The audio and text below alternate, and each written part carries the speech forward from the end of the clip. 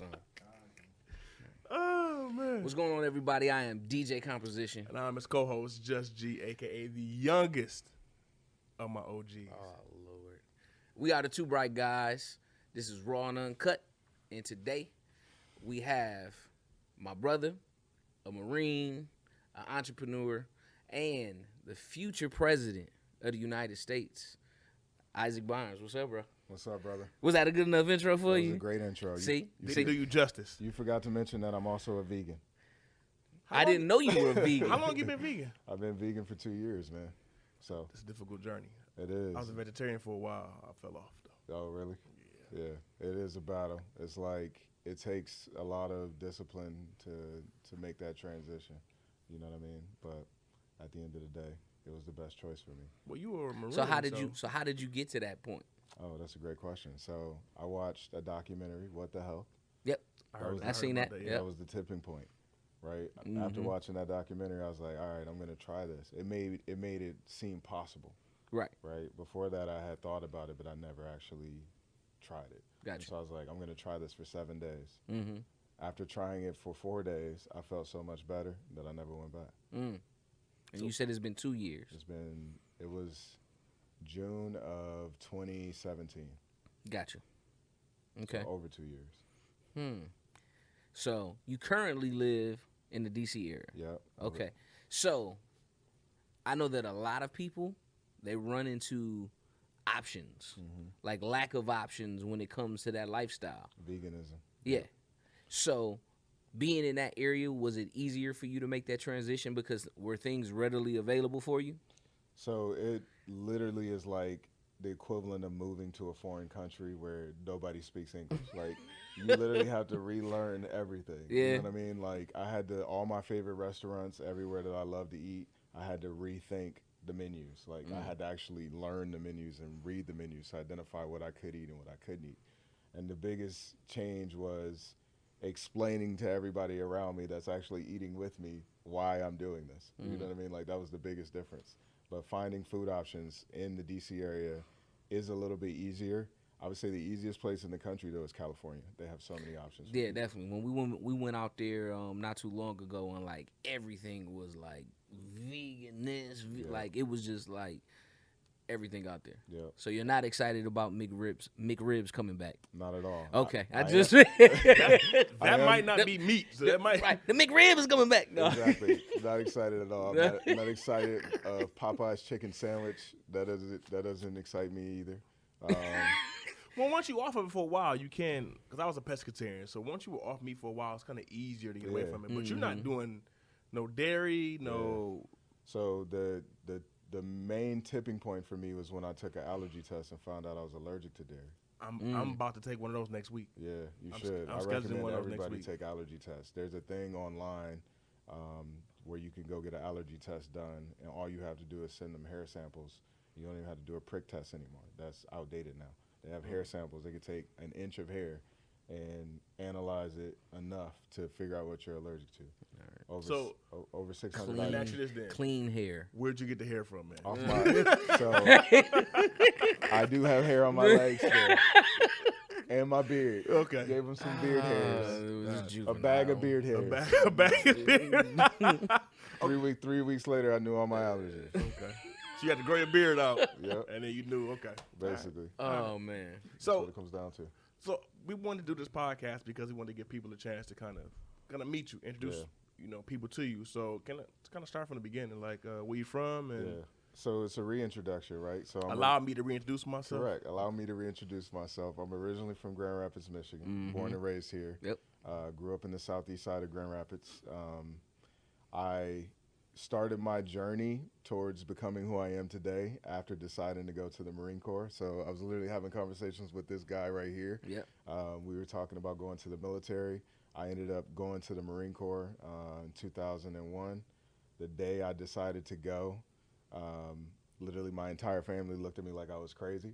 It was like, what are you thinking? What are you doing? Yep. You don't need to go to the military. You got Right. so many other options.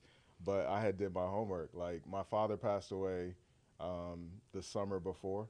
And so during that period of time, I literally started like doing a pros and cons list, trying to figure out who I wanted to be, like, and what path I wanted to take. So I came up with 3 potential options: stay in Grand Rapids, go to school. That was 1. Yep. Stay in Grand Rapids and start a business, which Yep. was 2, Mm-hmm. or go to the military. Those are the best options. And what I saw was by choosing the military, I could do both of those others things, right? I can go to school and I can start a business. But you couldn't stay in Grand Rapids. But I couldn't stay in Grand Rapids. So that was the sacrifice I had to make. And I ended up deciding that that was the best choice, stuck with it. The day I was supposed to leave was September 11, 2001, which was 9/11 day. Mm-hmm. Literally sitting at a desk, signing my contract. I wrote Isaac on my contract. Behind me, I hear the door swing open, a bunch of Marines run in. It's just freaking Osama Bin Laden just hit the towers. They knew immediately it was him. And I'm like, who is Osama Bin what? I had never heard of this dude before at that time. Right. And all of a sudden, they pull all of us out. We are all like crowded around in this small little room with the TV, old school TV too, not the flat panels. Like this is the original big bulky TVs. Yeah. Right. And all of us are sitting in that room watching as the second tower fell. Right. And everybody in there is either screaming, people were crying because they're like, I'm about to go to war and I'm terrified. So I literally had to go back to the hotel that I was staying at the night before and stay there for 5 days for them to figure out if the planes were going to be flying again because our flight got grounded. Right. So I was literally across the street from a freaking White Castle in Lansing. All I had to eat for 3 days was White Castle food. And I had to sit in the hotel by myself, like figuring out if this is really what I wanted to do. So it gave you an extended look into, this is what you're getting into. Correct. And it was like, and then I had to come back and face my whole family that had already been telling me, What are you doing? what are you doing? Right after this happened. Now this has happened. What are you really doing? You know, and I had to literally deal with that and face it and stick with my decision. And I ended up leaving in October 2015, and it was one of the best decisions I've ever made in my life. And that kind of led me down my path of working for the Commandant of the Marine Corps, who was the top-ranking official in the Marine Corps. Right. I was his data analytics guy, helping him identify things on the battlefield and things on the fleet, and trying to figure out how to make moves and allocate resources.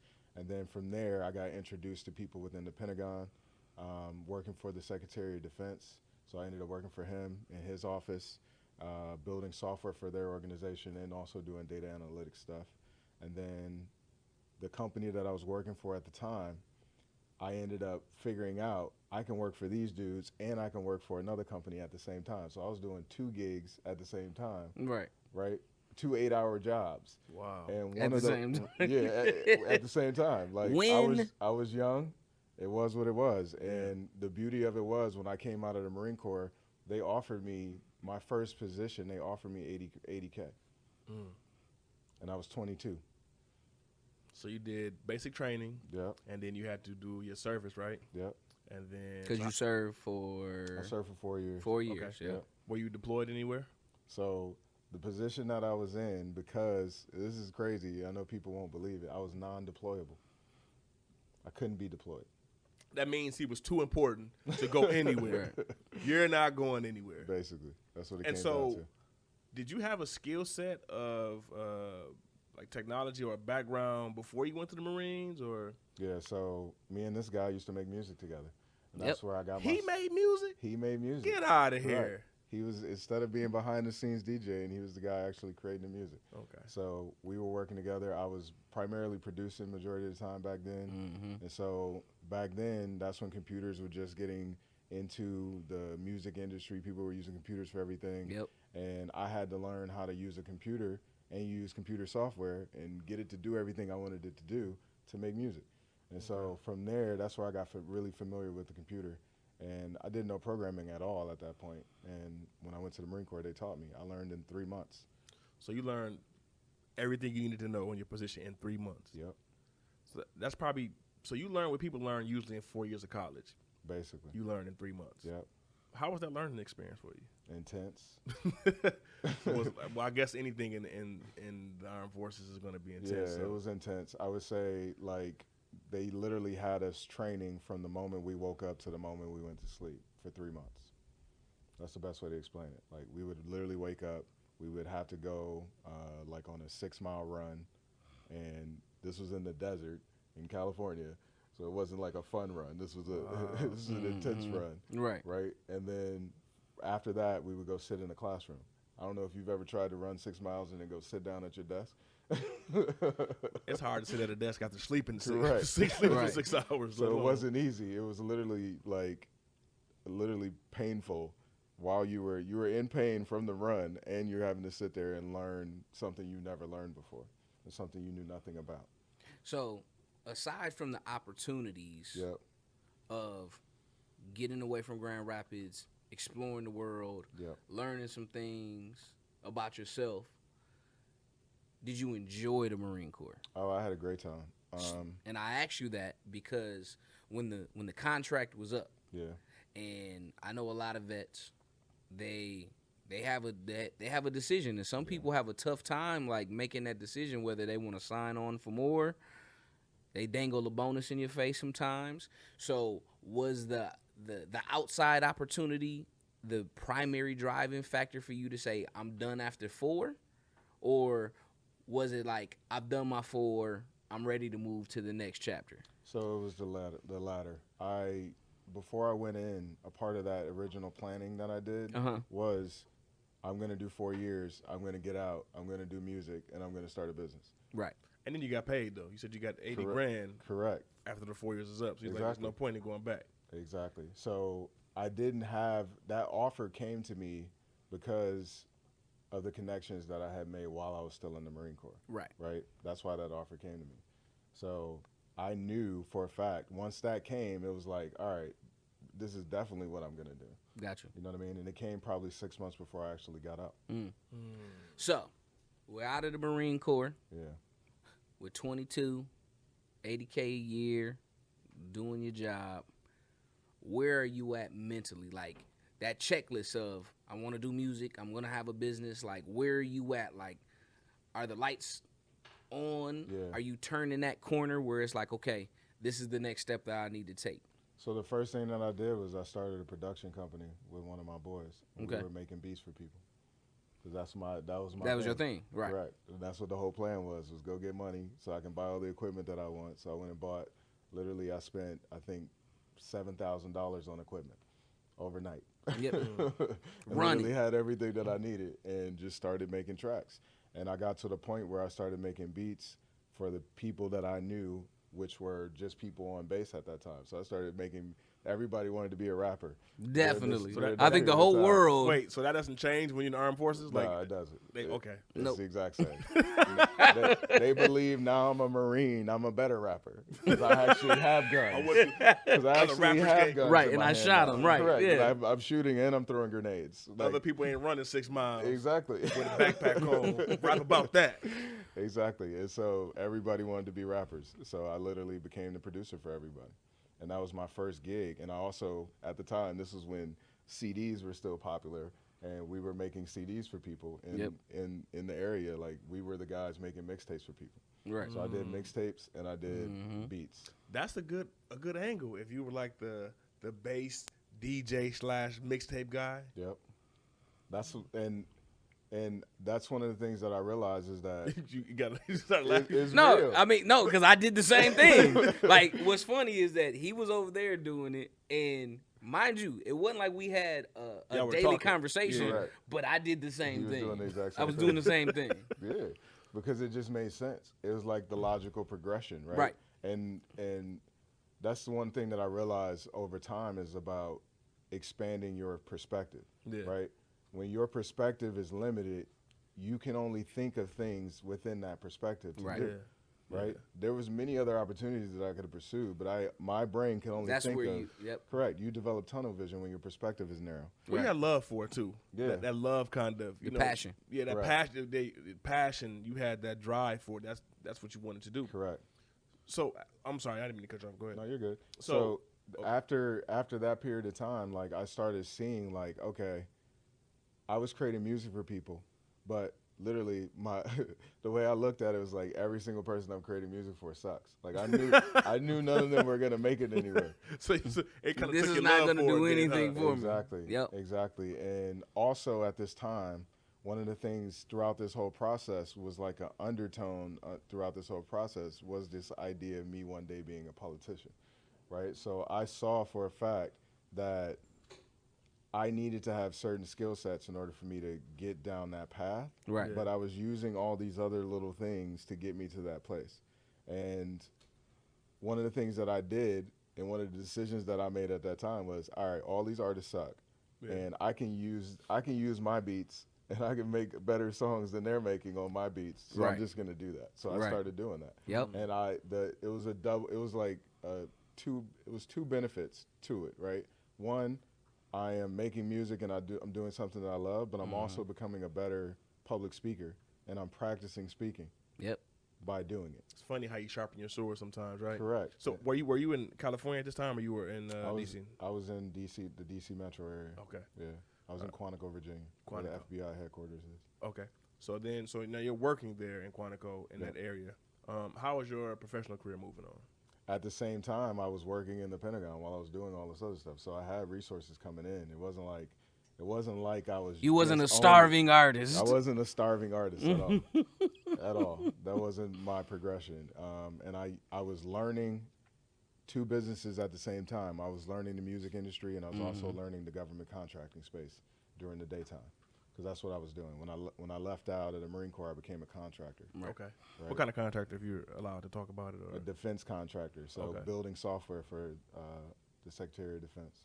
Okay. Yeah. So you were working for him, Yep. and then did you develop your own company, or how did that So work? the way that it worked was over time, I ended up helping him grow his business from it was like 2-something million, like 2-point-something million to $17 million. And I did it without even realizing I did it at first, right? Because I was just doing a great job for these customers, and it ended up turning into bigger contracts. And you rapping. Correct. And I'm rapping it, and everybody in my office has my CD. They were the first ones to buy it. Yeah. Literally. They had some extra pocket change. Yeah, you kind of contributed to the Exactly. You know. Exactly. So it was like they saw that I had this whole other side of me, right? And which made them realize like I had tons of untapped potential in the position that I was in. Right. So the guy that owned the company literally moved me back to the back office to work with him directly. And I started supporting him, and I ended up managing all of his contracts that he had in that company.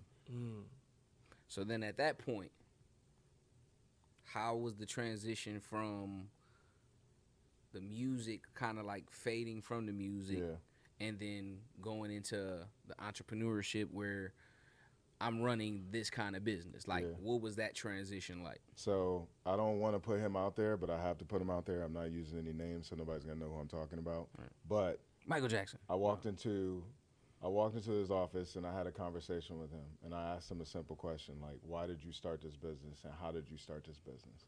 And he explained it to me. He told me it was through relationships, and he said, I want to retire one day, and this is my way of retiring, right? When I saw how he did it and he walked me through it, it made me realize that this is going to be easier for me to do than me pursuing music. And Right. the reason why is because I had got to a point where I was touring with Juelz Santana. Like, I literally opened up for him at the House of Blues in Atlantic City. Right. Like, I was recording with Prodigy from Mobb Deep and having conversations with these dudes. And the main thing that I heard from them is that the record labels are screwing you over. And that's not good business. And it's not good business at all. And so I'm hearing this from two dudes that I had looked up to. Like, Right. these were idols of mine. You know what I mean? And I am spiritual. I don't believe in idols, but I literally at the time had these dudes were my idols. Right? And hearing them say this, like, this business is not the business you want to be in. And then me seeing in my day job, this dude sitting in his office, literally doing whatever he wanted to do on a daily basis and making way more money than they're making. Right. And common sense set in. Yeah. At the end of the day, that's really what it comes down to. And that had to be hard for you to walk away from because you were there. Like Yeah. you said, you recording with Mobb Deep. Yep. You're opening up for Juelz Santana. Yep. Like you are there. Yep. Like you. And this was back in MySpace days. I had like 30,000 followers on MySpace at the time. Like I was literally there. And the crazy thing about all this is that a lot of people from Grand Rapids don't know that you were like you were there. Like they call it like a cup of coffee. Like you had a cup of coffee with the rap game. Yep. Like you could have easily pursued that. Yep. So this other situation had to be very lucrative or promising for you to walk away from that. Correct. And what I saw was that I had an opportunity to kind of shape it to be what I wanted it to be instead of being thrown in somebody else's box. Right. And them dictating my future. You get what I'm saying? Definitely.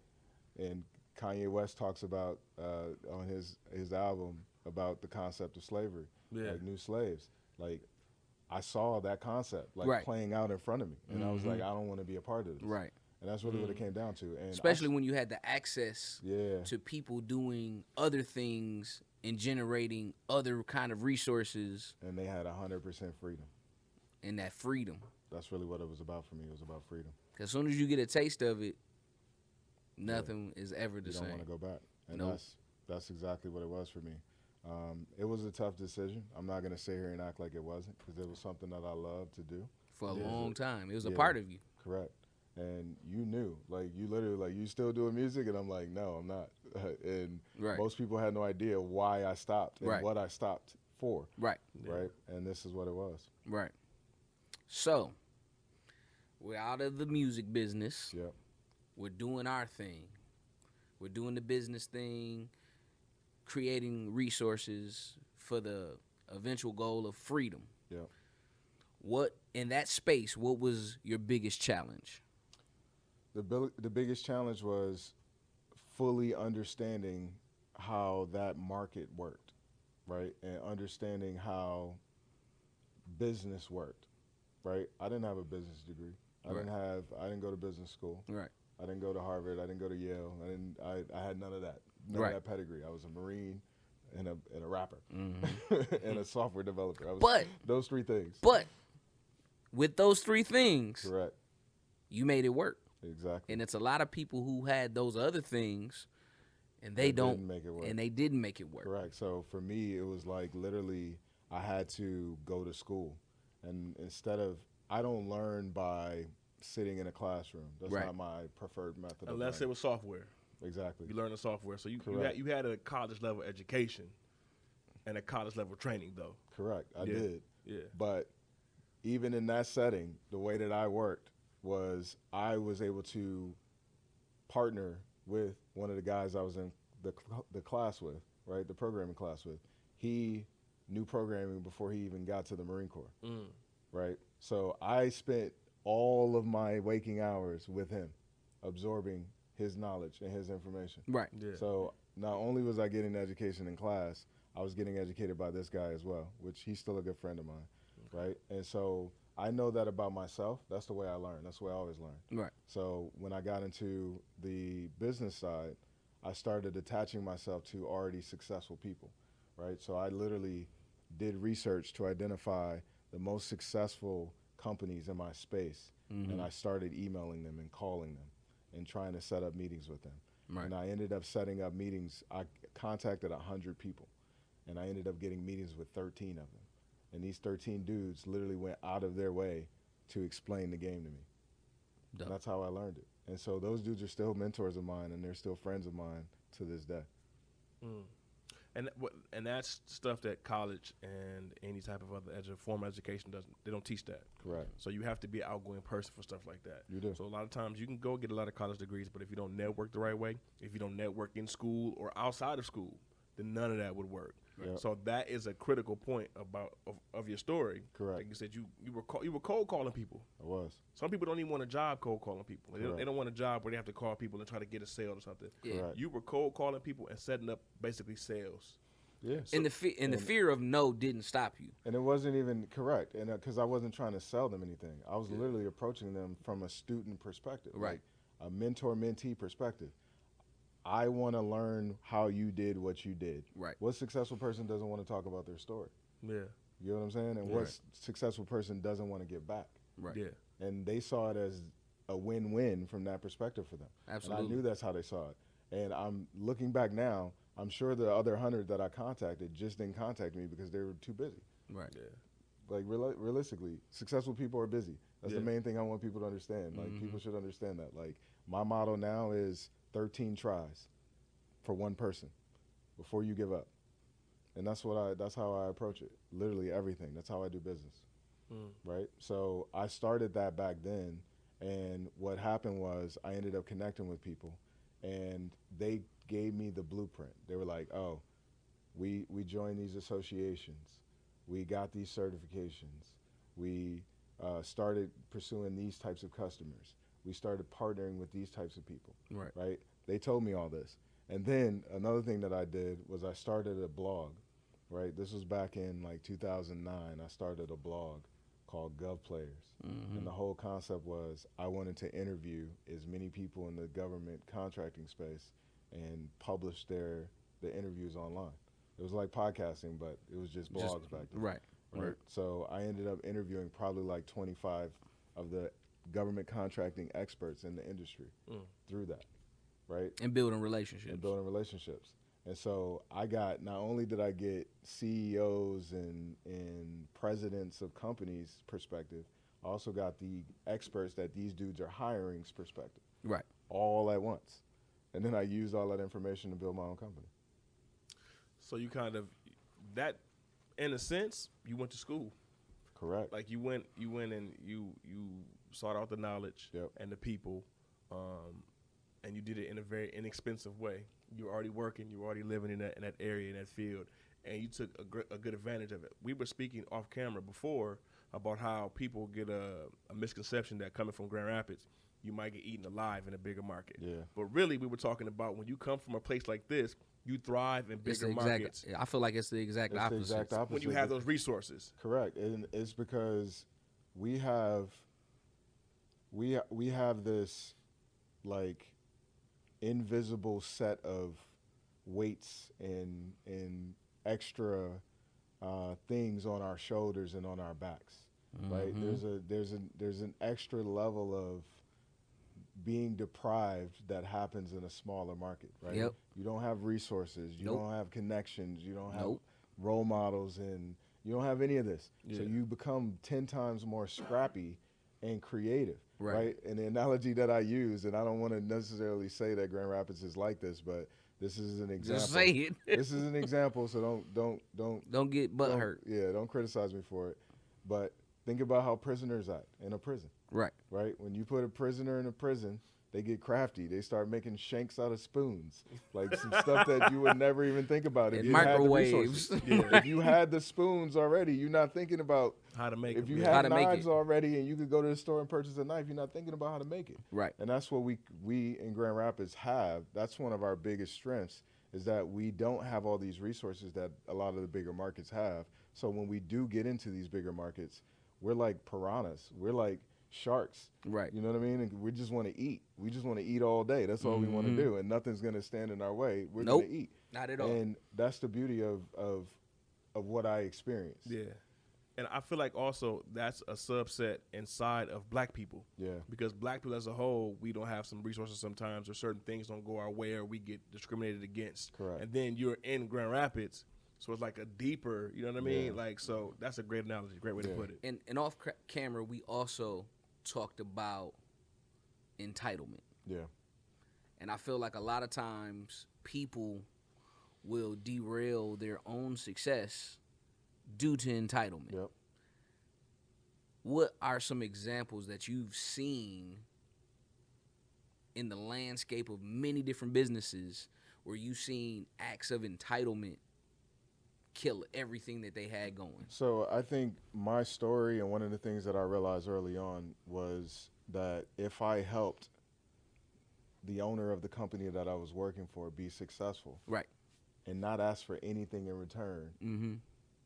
the biggest thing that I walked away with was the knowledge of how that happened. Exactly. So I could go do it myself. Right. And I think from a millennial perspective, we have this entitlement of, I am not going to help this company if I'm not getting paid for it. Or this Right. person. Correct. I'm not going to help these people. I'm not going to be a part of this if I'm not getting paid for it. Right. And in the end, at the end of the day, the biggest thing you can get, the biggest valuable thing that you can receive out of any experience is knowledge. Right.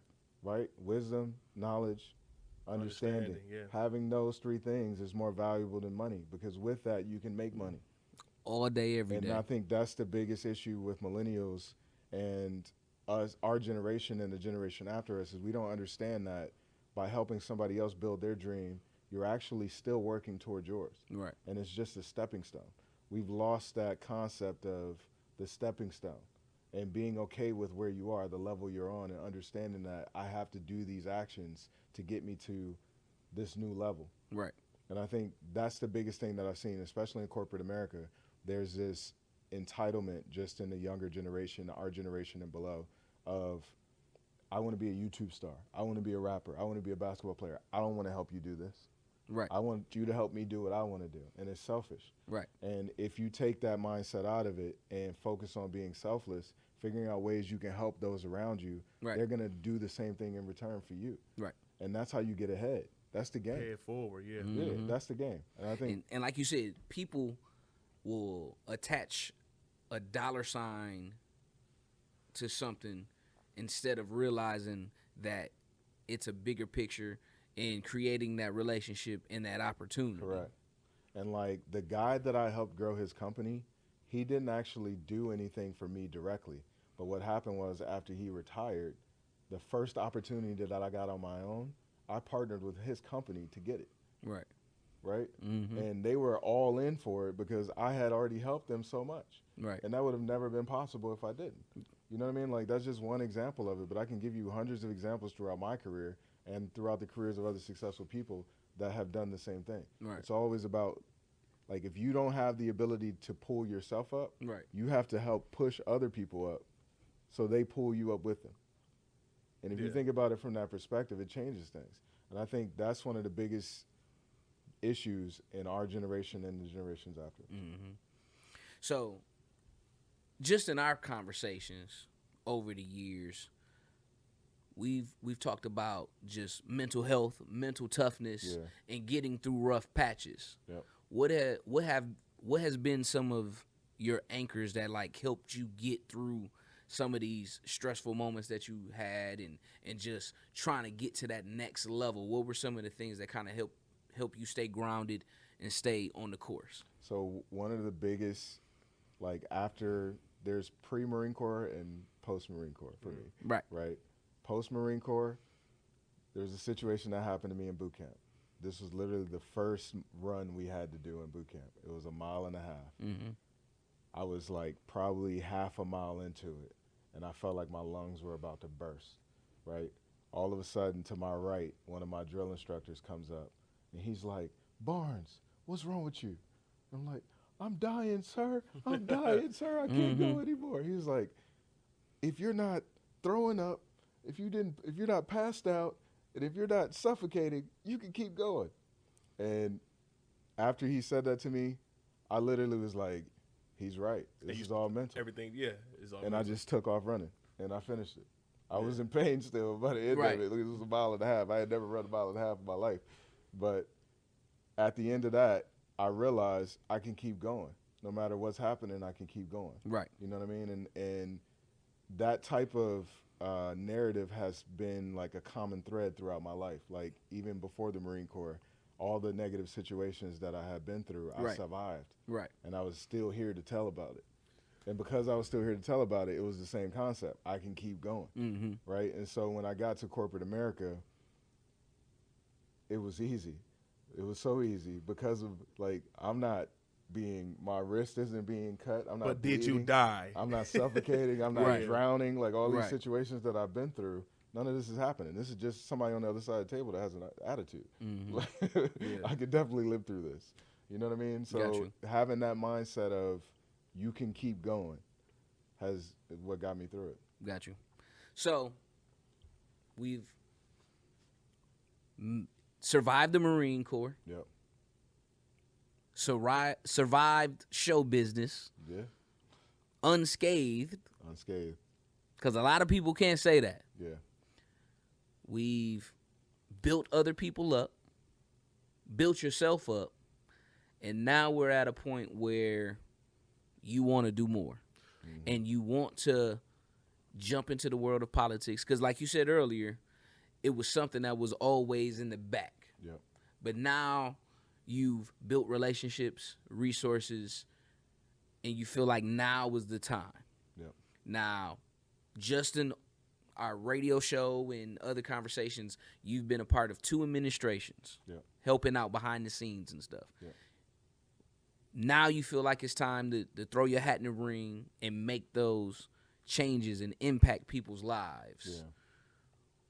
Why should people trust you or invest in you?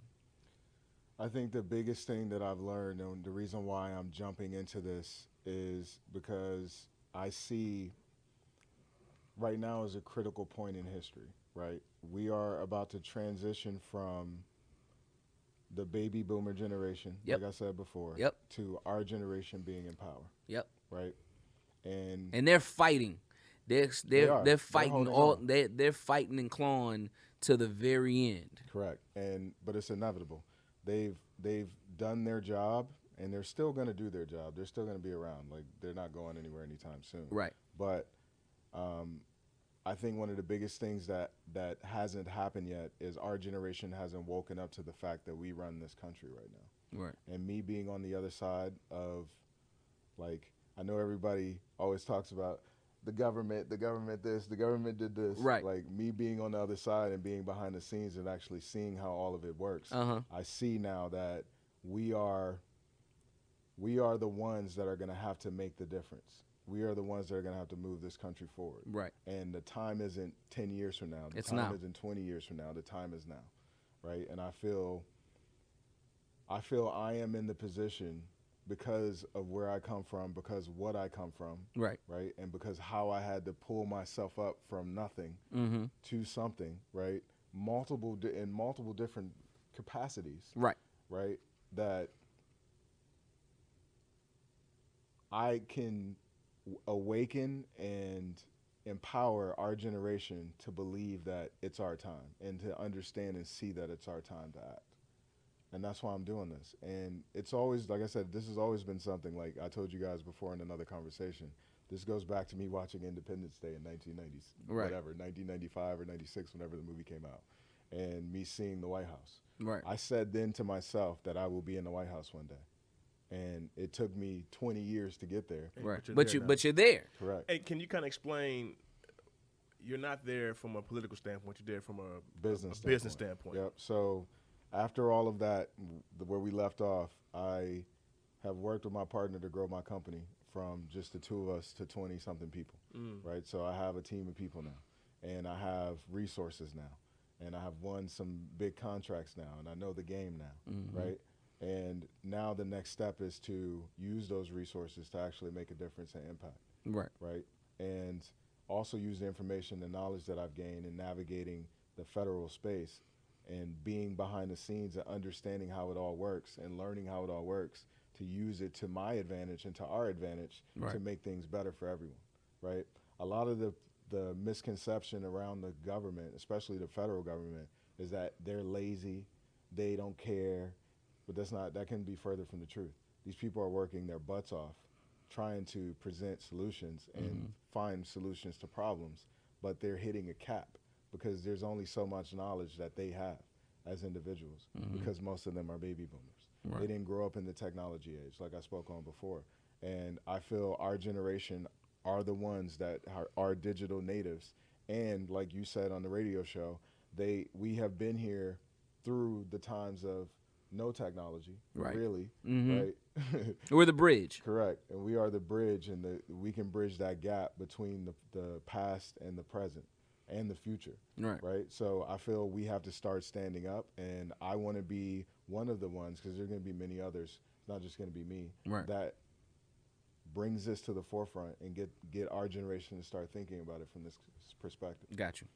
So, well, a lot of people say or feel, I should say, that with the current administration and just things have just been stirred up as far as like race relations in our country. And a lot of us feel like it's always been there. It's just been kind of hidden, and now folks feel more comfortable. Yeah. As a country, how can we move past having these negative race relations amongst each other? Yeah. Because I feel like ultimately at the end of the day, everyone wants similar things. Yeah. You know, they want a safe place to live. They want to be able to enjoy some freedoms, and they want to be able to raise their families and love them without killing themselves all day, every day. Yeah. Believe it or not, racism is not as big of a problem as it used to be. It's still a problem, but it's not as big of a problem. I don't want to marginalize it or minimize it, but it's not, like, statistically, it's not as prevalent as it used to be, right? And I think we all know that. Is like, it just being shown more, or So- more access to the video footage and stuff like that? I want to talk about the solution. I think the solution to the problem is what the solution to the problem has been in the past. It's the same solution. The more people understand the other person's perspective, they become more empathetic, right? And I think empathy is the key. But they have to want to understand it too. They got to right? want Correct. it. Yeah. They have to want to understand it. But what's happening is it's being pushed in everyone's face so much, that information, and seeing other people's perspectives, seeing how other people live.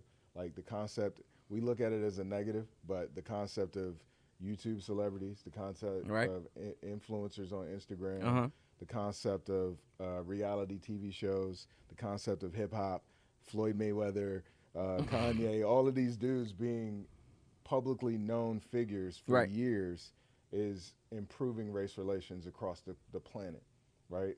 And the reason why that's doing that is because people are starting to see more perspectives and understand more perspectives. And I think that's going to continue. Like, as we get into new technologies, it's only going to get even better, right? It's only going to get even better. And the reason why is because you're going to be, just like I know you guys have played Grand Theft Auto before, right? Right. In Grand Theft Auto, they made sure you're not just a white character. You're not just a black character. You have to live the lives of each character to play that game. And you have to learn how to be those types of people in each one of those situations. There's going to be more of that going forward in the future, where you are starting to understand what it feels like to be one of something other than yourself. And I think technology is going to push that agenda even further. And with that, racism is going to decline even more. I think what's happening right now in politics with the very, very far right-wing people coming out and being racist, that's a part of the game. That's always been there. Right. It's diminished. They're not as powerful as they used to be. They don't have the impact But that now they you used know to who have. they are too. But now you know who they are. That's a better advantage. Correct. And I feel like that too. I'd rather know where you stand so I know how to deal with it. Yep. But then also, I feel like there's a lot of misconceptions that racism and discrimination is only on the far, far right. Correct. That it's not. And it's not. Oh, you guys know, 100%. Yeah, it's also on the left. It is. But they're smoother with it. They're so much smoother. I couldn't say it any better. Let me pacify you. Yep. To keep you from being great. Correct. And there are people that are just inherently selfish. They're inherently here to hold people down and don't want to see people progress. Right. Don't want to see people do that. But I feel strongly that those people are in the minority today. Those people are in the minority. The majority is the opposite. Majority of people want to help other people, but they don't know necessarily how. Got you. They don't know the best way to approach it, or they feel hamstrung by their boss or their organization's policies or their rules. Right. But they want to do the right thing. Right. And what we have to do is make it so that there's more opportunities for people to do the right thing. And I think that's happening. I'm seeing it happening more and more especially in our space. But it's happening across the world as well. I think technology is going to push that agenda so much further. Okay. So while we're talking about technology and the ability to push agendas and bridge people, bridge worlds, there's also the flip side to that, where people use technology in a negative manner. Correct. How do we prevent it? How can we recognize that someone's using this in a negative manner versus this to be like a true thing. Yep. Like, what are some of the things that we can do to prevent that, or educate other folks? What you can tell us, because I know you work in that field, and so some things is probably you Right. can't talk I mean, about. I'm just talking about in general. No, I get it. So the whole field of cybersecurity is based around this concept that you're talking about. Okay. Right.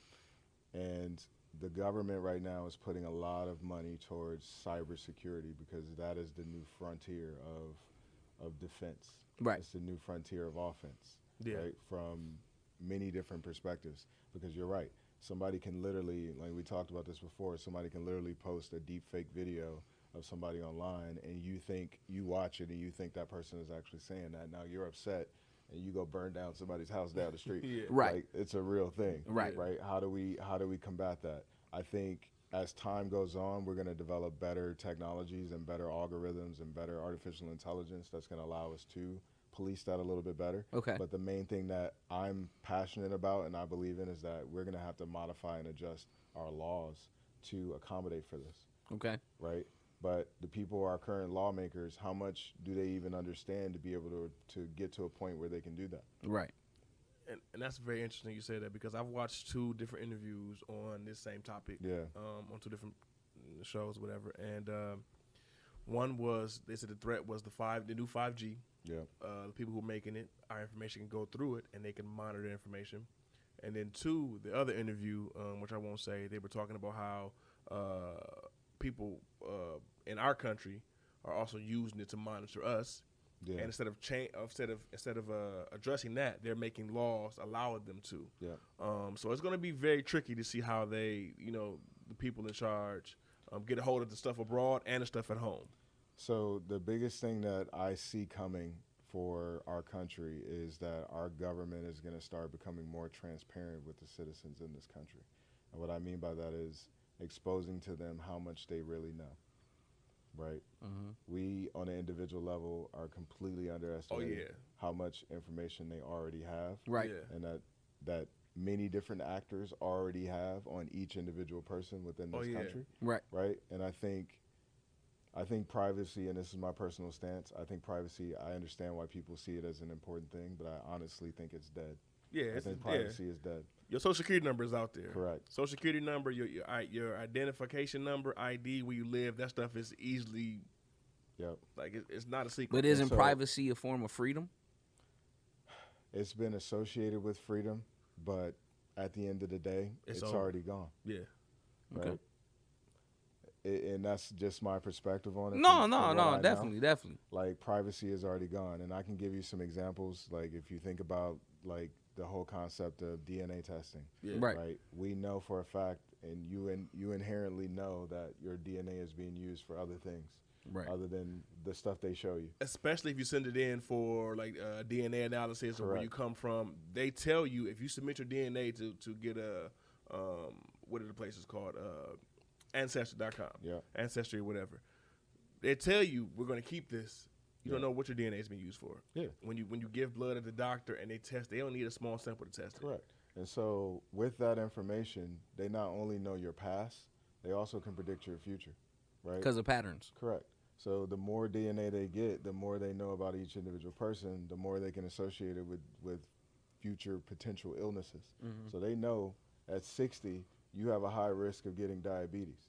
Or at 70, you have a high risk of a heart attack because of your DNA. And it's right? all built, it's in the computer already. Correct. So, and the other aspect of it is, the reason why I say privacy is dead is because you're carrying around a smartphone and you put everything in your smartphone. You're Right. carrying around a computer, you're putting everything in your computer. Absolutely. And every time you install a new operating system, you're agreeing to send some of your data to the companies. Right. Because Right. no one reads the fine Correct. print.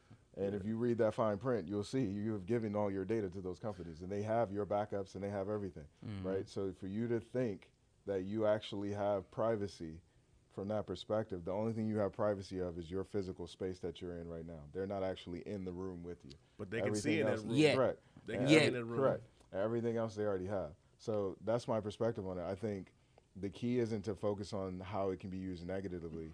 The key is to identify that, but also focus on the positive ways of using it, right? And protecting. Correct. And to use it to protect us and to use it to advance us, right? And enhance us. Because the prevention as is people. gone.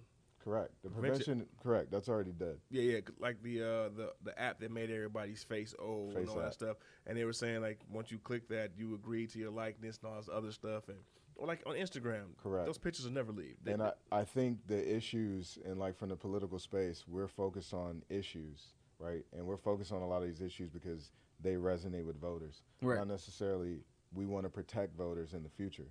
And that's what I'm thinking is like I'm looking at it from the perspective of what do we need to start doing now so that the world in the future, we're protected. Right. You know what I mean? Not necessarily prevention because it's over. It's inevitable. Yeah.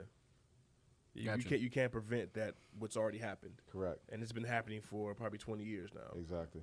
And like your phones, when you say something around your phone and then something pops up, it's not a coincidence. Everybody's talking about that. Yeah, Correct. they're It's not a listening. coincidence. So we're talking about prevention, and when we started this, we talked about your transition on becoming a vegan. Yep. So I wanna talk about healthcare. Yeah. And what that really looks like. Yep. Because, like you said, they can determine if you're gonna be a diabetic or, give you this pill, that pill, this pill, that pill, this pill. With you becoming a vegan and putting more natural foods in your body, you said that you've never felt better. Yeah. How can we as a people transition to that kind of lifestyle where, because I truly believe that real health care is what you put in your body and how you treat your body, because then you won't need 8 pills. Yep. And that's not good business for the pharmaceutical companies. But if we're about enriching our lives and preventing these diseases, how can we shift people to go that way? Correct. So, and that's why I think the whole conversation around privacy comes into play with healthcare as well. Is because the more data you have on yourself, the more you know about yourself, the more self-awareness you have, the more you are going to take care of yourself. Right. Right. I can't say that a vegan diet is going to work for you or work for him. Like, at the end of the day, you need to know your body and you need to learn and test and figure out what works for you. Right. But there's going to come a day where you don't have to do that testing anymore. You're just going to automatically know, right? And that's where technology is headed. There's already apps that are starting to getting to that point now where you're going to have a profile that's based on you that tells you what you should and shouldn't eat based on certain things.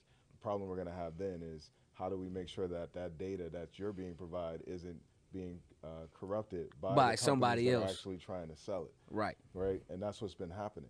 If you look at the dairy industry for all these years, Lies. correct. They've been telling us that Milk does a Milk body does a body good. good. Does a body good. does a body good. When it does the And body bad. If you've ever been on a farm and you ever actually milked a cow, I challenge you to drink it straight out of that udder. Drink it straight from the cow. Blood. All type of Right. If you really think it's good for you, go drink it straight out of straight there. from the source. Dairy Correct. isn't good for black people, for most black people anyway. Yeah. They were talking about putting a warning on milk Yep. for black people. Correct. Because so many black people are lactose We're intolerant. lactose intolerant just off the jump. And so, like, I think the key is going to be if we spent as much money on actually creating pills to solve the problem, and not even solve the problems, to Band-Aid the problems, because that's Right. really what the pills are doing. We spent as much money and energy on education and educating people on what they should eat and not eat. I agree. And prevent the drug companies and the food companies from being able to taint it. And the way you do it is just by customizing it at an individual level, which is something that we haven't had yet. And that takes discipline, though, I think, too, for people, because we kind of know, and like some people just don't care. Yep. And you can also kind of research your body type, Yep. your background. I think there's 4 body types. I was researching this stuff, and it tells you what you should be eating based upon your body types, the type of workouts you should be doing, stuff like that. The information is out there. Yeah. I think this is one of the best times in human history for information to be readily available. Correct. I think what we're going to see in our lifetimes is kids, and it may not be our kids, but it may be our kids' kids when we're grandparents. Those kids, they're going to grow up with knowing already because their parents they'll be the ones taking care of that for them. A part of you being a good parent, that's going to be the stigma now, is as a good parent, this is what you do. You track your kids eating and you make sure they're eating the right stuff for their body type. Yeah. And we haven't gotten there yet, but it's only a matter of time before we get there. It's going to become trendy. It's got to become trendy. And I do see the health food trend turning because health food is expensive. Yeah. But I think people now are going to a doctor bill, health food bill. Yeah, and that's how I feel. Either you're going to make the investment because, like you said, people view it as expensive. Yeah. But it's an investment because you don't want to have bad hips at 42. Correct. Because you couldn't stop eating Popeye's chicken sandwiches and drinking 12 gallons of milk. You know what I mean? Yep. So you have to view it. You have to shift that perspective. Yeah. It has to be an investment. Yep. And you have to know your body type because everybody is different. But then you have to be willing to be disciplined to do it. Because, that donut looks very good. But you can't eat donuts every day. Exactly. And it's about moderation. No one's saying, like, never eat ice cream or anything like that. But it's about moderation. And I think in this country, we don't know how to use things in moderation and find that balance. Yep. It's either one extreme or the other. So I'm going to give you another example. So think about how paying bills has evolved, right? And just in our lifetimes. Yeah. When you were younger, you saw your mom and dad sitting at the table With a checkbook. writing checks and all their bills there, writing checks and mailing going it. through that. And they had to manage all of that, right?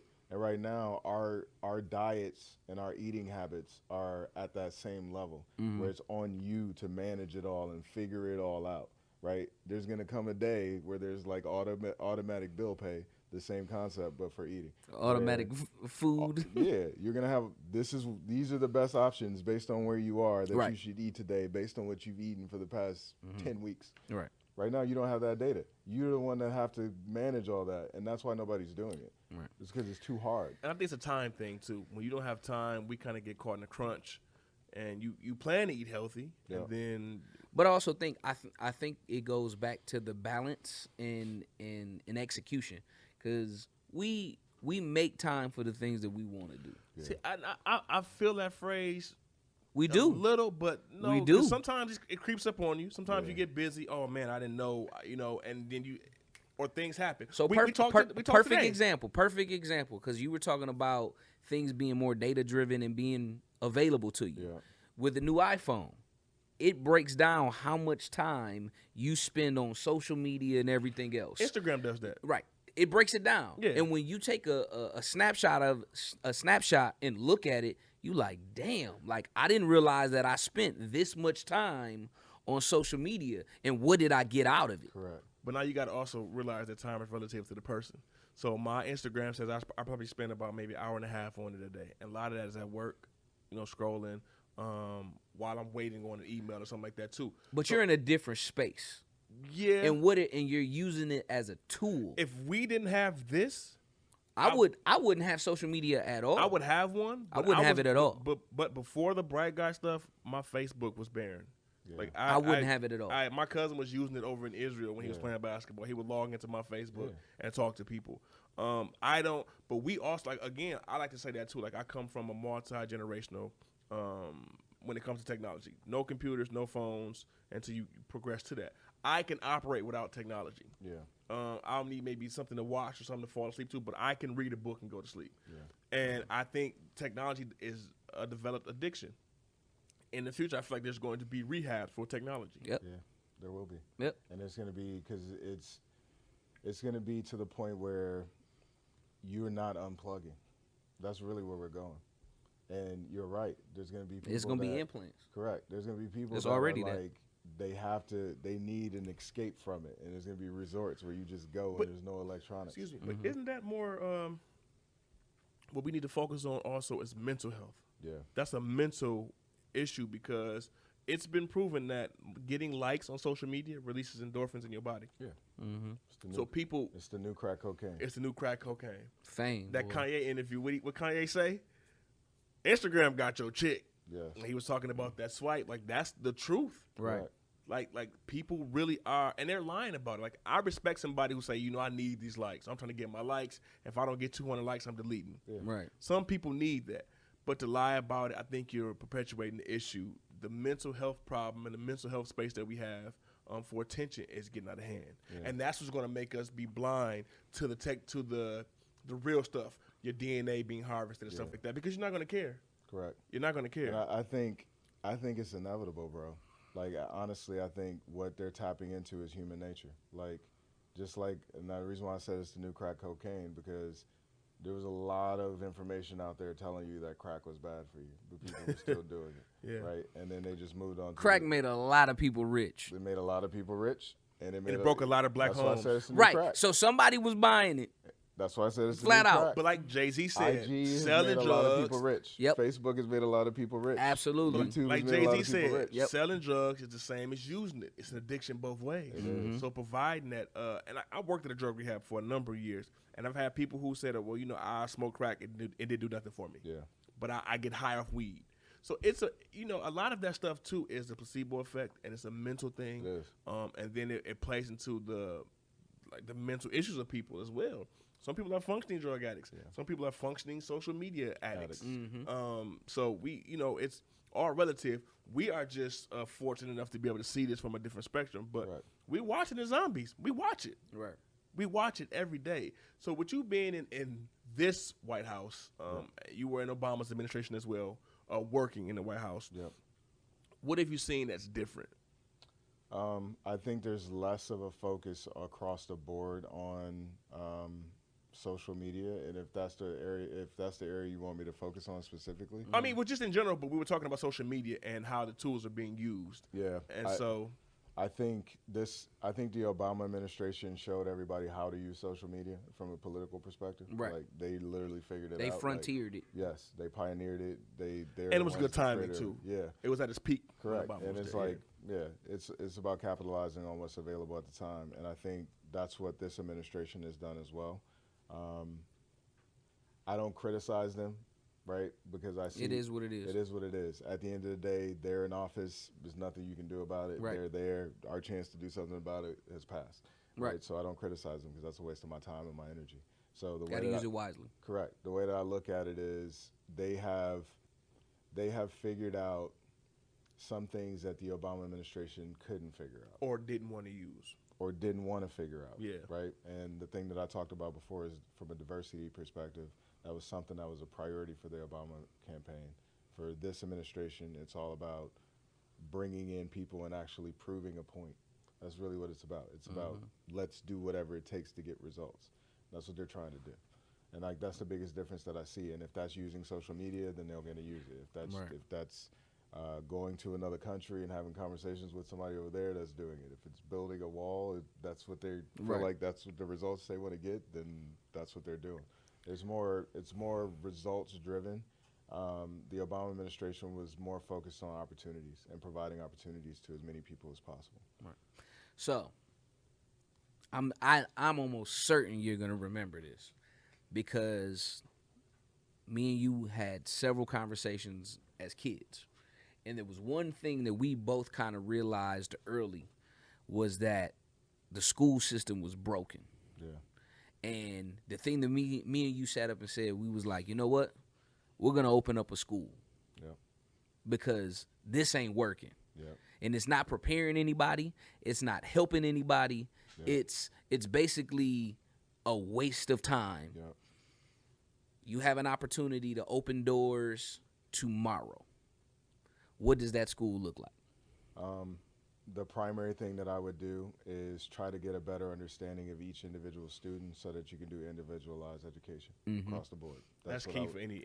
Absolutely. That's what I would because focus everyone on. learns differently. Yep. Yeah. Everybody learns differently. Everybody's interests are totally different. Yep. Everybody's at a different level. You know what I mean? Instead of trying to come down to, have them come down to a standardized, broad stroke level, have the education catered on them. Right. There's enough digital tools today where you can give a kid something that's at their level and have them go at their own pace, and also have someone available either digitally or in person that can assist them and help guide them through that process. Gotcha. Right? And instead of having the focus be on, if you mess up, you're punished. Punishment. Right. Correct. If you mess up, you're punished. If you get this answer wrong, then you fail. You get this wrong, you fail. Right. Like, encourage and give them the capacity to make failures, but also correct it. Because I think the biggest issue is that, and I know you guys experience this as well. Absolutely. You develop self-esteem issues because your grades aren't what everybody else's grades are. Or you got a D on this test and everybody else got a B or C. Right. Yeah, it's a fear of being left behind, but there's also a fear of criticism. Yep. Right? And everyone knowing what everybody's grades are, or when not they post knowing it what on a everybody's- wall, correct, with your name. It's Damien, you got F. It's a gold star. It's a trauma related to that. Yeah. It's actually a word for that, or a syndrome for that. But it's a trauma associated with it. I can't remember what the name of it is, Yeah. but that is a very real fear. it is. And I don't claim to have all the answers. That's not like No my one does, goal. but But- I just remember the conversation. That's what I would do. That's how I would approach it. Individualize curriculums, individualize education for every single person. I would also have them collaboratively working towards like designing and coming up with their futures based on what their personality traits are, who they are as individuals, what their interests are, and having them work together to help design what their future is going to look like. And then also put a huge, huge emphasis on financial literacy. Okay. That's critical. Yeah, absolutely. So, 2 questions to piggyback off of that. One, with doing the test and figuring out your personality and stuff like that. People change. Yep. You know, now granted, there's a core, there is a foundation, Yeah. and some of that is based off of environment, stuff like that. But how would you go about creating these tests where people are allowed to grow? Because who you are today is much different than who you were, 10 years ago, and even when you were 12. Correct. Beginning of the year, halfway through. Okay. Now, do you feel like school should be year round, or should we still have? Because my personal belief is that it should be year round, because in the real world there is no summer vacation for 3-4 months. Correct. You know, every quarter give them 2 weeks off. Yeah. Let them recharge the think- batteries, whatever. I think you should focus on normal curriculum throughout the school year, and then in the summer you should focus on life skills. Learning. Okay. The whole summer you're focused on life skills, financial literacy, cooking, Right. how to balance a checkbook, like Yep. basic stuff. Like, No more checkbook. correct. No, I'm messing with you, Yeah, dude. but it's real. Yeah. And then I also one of the dynamics that I noticed. Okay, let me ask you before I get to that part. How do we finance it? How do we finance the school? Yeah, education. Lotto. Nah, investors. What do you mean? Education at what level? Us building our own school level or across the country? 'Cause those are two totally different things. Okay, me and you could figure that out probably. If we say, listen, we got 3 months to figure out how to fund the school, we'd get it We can done. figure it out. Yeah, but I'm talking about overall for the country, Yeah. because there's a lot of places where it's better and worse.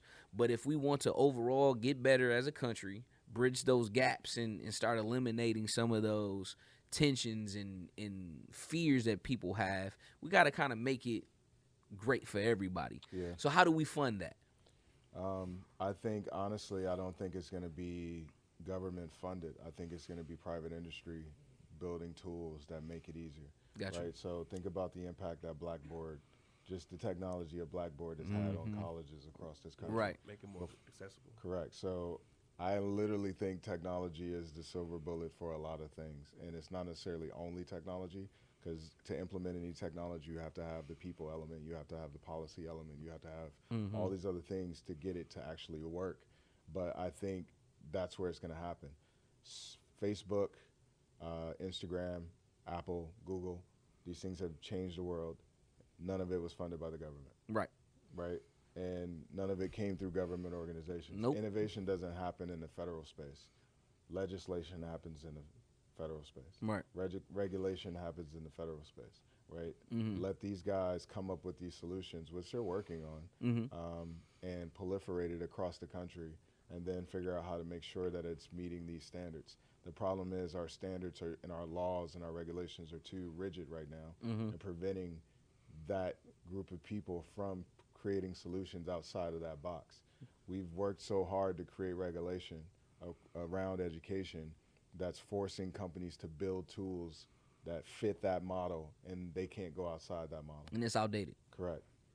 That's one of the biggest problems. So I can pretty much go down the list through each one of these and come to that same point of we are at a tipping point where technology is not being able to be implemented at a fast enough level for the